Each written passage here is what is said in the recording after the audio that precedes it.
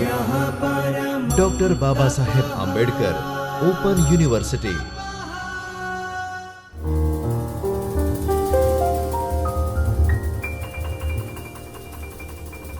नमस्कार विद्यार्थी मित्रों, मैं assistant professor Saurabh Kant Tripathi Doctor Baba Sahab Ambedkar open university के चैतन्य स्टूडियो से आप सभी का स्वागत करता हूं।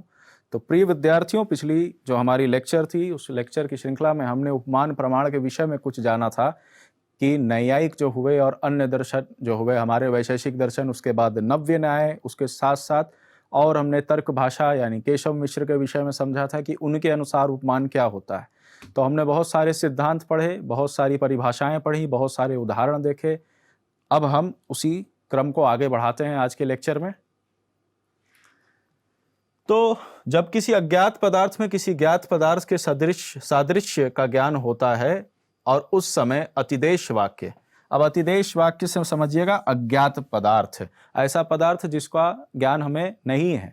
तो जब अज्ञात पदार्थ को साधने या उसको समझने की बात हम करेंगे तो उस कंटेक्स्ट में हम इस परिभाषा को समझते हैं कि जब किसी अज्ञात पदार्थ में किसी ज्ञात पदार्थ के सादृश्य का ज्ञान होता है और उस समय अतिदेश वाक्य यानी जो अज्ञात पदार्थ है, तो अज्ञात पदार्थ का जो अर्थ है उसका स्मरण भी हो जाता है और तब वह ज्ञान उपमान प्रमाण होता है।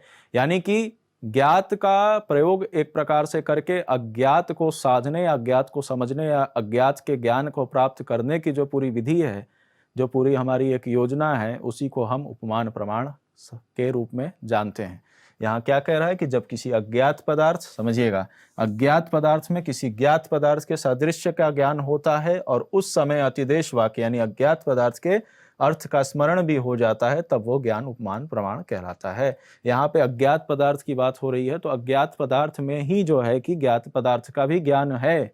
ठीक है, जब किसी अज्ञात पदार्थ में किसी ज्ञात पदार्थ के सादृश्य का ज्ञान हो जाता है, सादृश्य मतलब समझते ना, मैंने बताया था संबंध या नजदीकी, समीप आने के अर्थ में। ठीक है, यानी कि जब अज्ञात पदार्थ में ज्ञात पदार्थ के होने का ज्ञान जब हमें दिखता है, समझ में आता है, तो उसी पूरी विधि को हम उपमान प्रमाण कहते हैं। ठीक है, अब इसमें कुछ जरूरी शब्द हैं, जैसे कि अज्ञात पदार्थ में ज्ञात पदार्थ, पहला तो ये।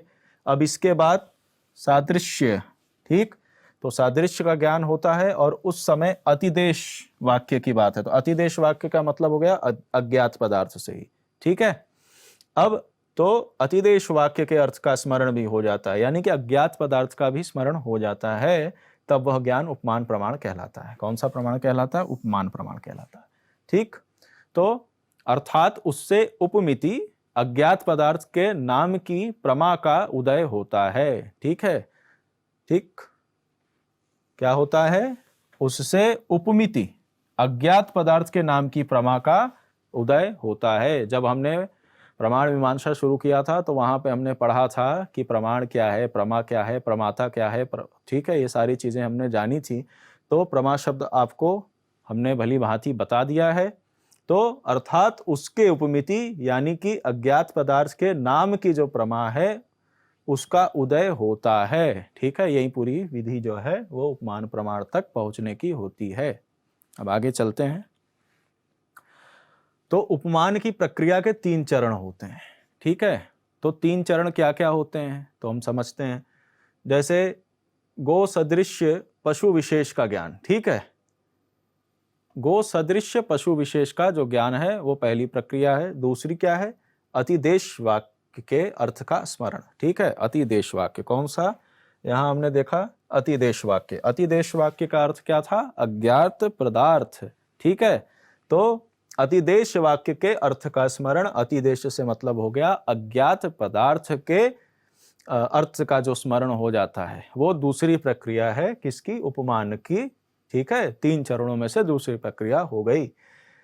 गो सदृश्य पशु विशेष गवय शब्द का वाच्य है, ऐसी प्रतीति। गवय शब्द का जो है क्या है? वाच्य है। ठीक है, गो सदृश्य पशु विशेष गवय शब्द का वाच्य है, ऐसी जब प्रतीति होती है तो यही उसका तीसरा चरण या तीसरी उसकी प्रक्रिया होती है। तो प्रथम 2 उपमान और अंतिम को उपमति होता है या होगा। ठीक है, ऐसा समझिएगा। यानी कि ये जो पहला और दूसरी जो ये प्रक्रिया है ये दोनों उपमान से प्रभावित हैं, और तीसरी जो है और अंतिम जो है वहां पे उपमिति की चर्चा होती है। ठीक, एक बार फिर से देखिए कि उपमान की प्रक्रिया के 3 चरण क्या क्या है। तो पहला है गो सदृश पशु विशेष का ज्ञान, ठीक है। उसके बाद अतिदेश वाक्य, अतिदेश वाक्य का अर्थ हो गया अज्ञात पदार्थ के अर्थ का स्मरण, ठीक है, या तो फिर अतिदेश वाक्य के जो अर्थ है उसका स्मरण होना ही दूसरी प्रक्रिया है। तीसरा है गो सदृश पशु विशेष गवय शब्द का, गवय शब्द जो है, गवय शब्द का जो वाच्य है, गवय शब्द का ही वाच्य है ऐसी प्रतीति होना, ठीक है। प्रथम 2 उपमान और अंतिम उपमिति है। अब आगे बढ़ते हैं। तो अज्ञात पदार्थ हमने देखा, ठीक है, समझा इसको। तो अज्ञात पदार्थ में किसी ज्ञात पदार्थ के सादृश्य का ज्ञान होना या ज्ञान होता है, और उस समय अतिदेश वाक्य यानी अज्ञात पदार्थ का नाम बताने वाले वाक्य के अर्थ का स्मरण भी हो जाता है, ठीक है, तब वह ज्ञान उपमान प्रमाण कहलाता है। अब ये सारी परिभाषाएं आप पढ़ेंगे तो इसमें बार बार अज्ञात पदार्थ, ज्ञात पदार्थ, अतिदेश वाक्य जिसका मतलब खुद ही अज्ञात पदार्थ होता है अतिदेश वाक्य का, तो ये सारी चीजें आपको बार बार मिलेंगी, और एक शब्द सादृश्य आपको मिलेगा, ठीक है। तो क्या क्या है, अज्ञात पदार्थ में किसी ज्ञात पदार्थ के सादृश्य का ज्ञान होता है, और उस समय अतिदेश वाक्य अज्ञात पदार्थ का नाम बताने वाले वाक्य के अर्थ का भी स्मरण हो जाता है, तब वह ज्ञान क्या हो जाता है, उपमान प्रमाण कहलाता है। इसमें मुख्य शब्द हैं अज्ञात पदार्थ, ज्ञात पदार्थ, सादृश्य और उसके साथ अतिदेश वाक्य। ये सारे जो शब्द हैं, ये टर्मिनोलॉजी आपको या ये शब्द आपको लिखते समय इसकी परिभाषा अवश्य प्रयोग करना है, ठीक है। ये हो गया। एक बार इसे फिर से समझ लीजिए कि अज्ञात पदार्थ में जब किसी ज्ञात पदार्थ के सादृश्य का ज्ञान होता है, ठीक है, ये एक बात हो गई। और दूसरी बात क्या हो गई, उस समय जो अतिदेश वाक्य है, अतिदेश का वाक्य, अतिदेश वाक्य से अज्ञात पदार्थ ही समझिएगा, अतिदेश वाक्य जो है ज्ञात पदार्थ ही है ऐसा समझिएगा। तो अतिदेश वाक्य अज्ञात पदार्थ का जो नाम बताने वाला वाक्य के साथ का स्मरण भी हो जाता है, ये दूसरी इसकी प्रक्रिया हो गई, तब वह ज्ञान उपमान प्रमाण कहलाता है या उसे उपमान प्रमाण कहा जाता है, ठीक। आगे चलते हैं। अब वेदांत दर्शन की बात करेंगे, ठीक है। तो वेदांत दर्शन में प्रमाण की परिभाषा इस प्रकार दी गई है, तत्सादृश्य प्रमा क्या है, प्रमाणा करण मानम, ठीक है। ये आपकी किसके अनुसार है, वेदांत दर्शन के अनुसार परिभाषा है, तत्सादृश्य प्रमाणा करण मानम, ठीक है। कौन सा, उपमान की बात हो रही है ना, तो ये उपमान यहीं पे छुपा हुआ है। यदि इसको देखें, ये ऊ है ये, और यहाँ पे उपमान, ठीक है। तो उपमान क्या होता है, प्रमाण और प्रमाण का करण, ऐसा समझिएगा। जो प्रमाण का करण है, किस प्रमाण का करण, तो उपमान प्रमाण का करण, ठीक है। तत्सादृश्य प्रमाणाकरण उपमानम, ठीक, ये हो गई इसकी सूत्र।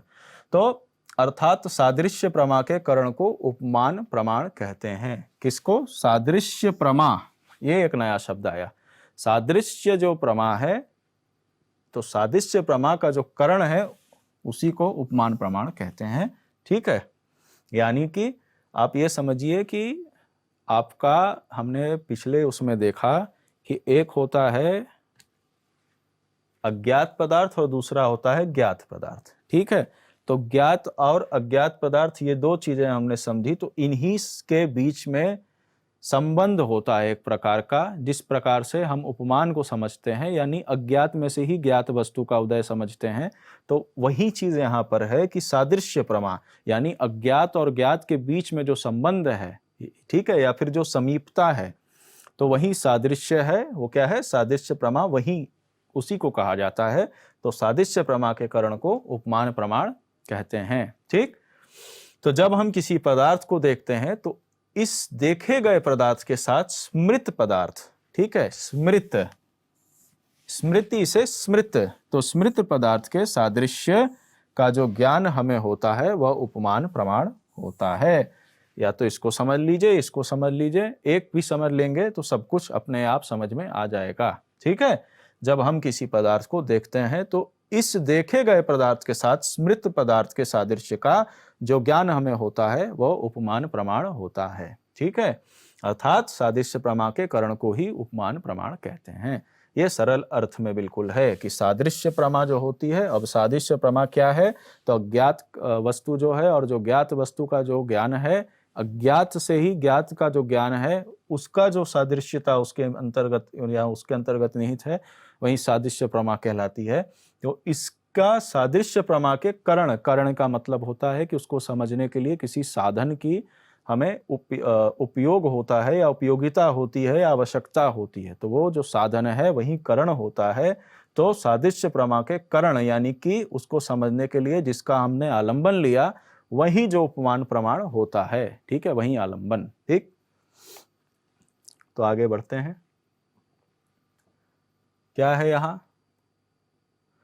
साधर्म्योपमान, जब किसी ज्ञात वस्तु के सादृश्य के आधार पर किसी ज्ञात नाम के वस्तु का ज्ञान प्राप्त किया जाता है तो उससे क्या कहते हैं, साधर्म्योपमान कहते हैं। ठीक है, जब किसी ज्ञात वस्तु के सादृश्य, किसके, ज्ञात वस्तु के सादृश्य के आधार पर किसी ज्ञात नाम, ठीक है, ज्ञात वस्तु के सादृश्य के आधार पर किसी ज्ञात नाम के वस्तु का ज्ञान प्राप्त किया जाता है। ज्ञात जो है कि वस्तु तो थी ही, अब वस्तु है तो वस्तु का कुछ नाम होगा, तो ज्ञात वस्तु के सादृश्य आधार पर, सादृश्य के आधार पर किसी ज्ञात नाम के वस्तु का ज्ञान प्राप्त किया जाता है तो उसे साधर्म्योपमान कहते हैं। ठीक है, अब आगे देखें तो उदाहरण समझिए इसका। कोई व्यक्ति जिसने कभी नीलगाय के बारे में कभी सुना है किंतु उसने नीलगाय को कभी देखा नहीं है, तो नीलगाय के विषय में जैसे आपको किसी अज्ञात वस्तु जो आपके लिए अज्ञात है, जिसका आपने कभी वर्णन